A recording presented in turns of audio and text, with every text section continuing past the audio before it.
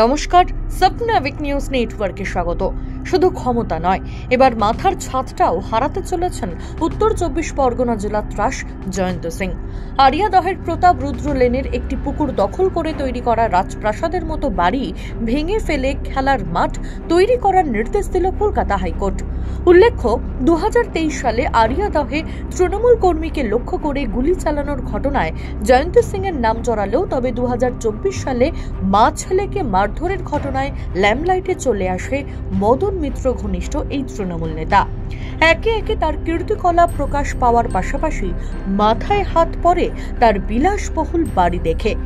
বাড়ি বাড়ি গরুর দুধ বিক্রি করা থেকে রাজপ্রাসাদ বানাতে লেগেছে মাত্র কয়েকটা বছর। কিভাবে সে উত্তর আমার আপনার জানা থাকলেও কামারহাটি পৌরসভার কোনো অনুমতি ছাড়া কিভাবে তৈরি হলো এই বাড়িটি? সবকিছু জানা সত্ত্বেও কেন পৌরসভা কোনো পদক্ষেপ নিচ্ছে না? এ প্রশ্ন তুলে এদিন কলকাতা হাইকোর্টে এই মামলা উঠতেই কার্যত ভৎসনার মুখে পড়তে হয় কামারহাটি পৌরসভাকে। পুরসভার ভূমিকায় অসন্তোষ প্রকাশ করে একাধিক প্রশ্ন তোলেন বিচারপতি গৌরাঙ্গ কান্ত।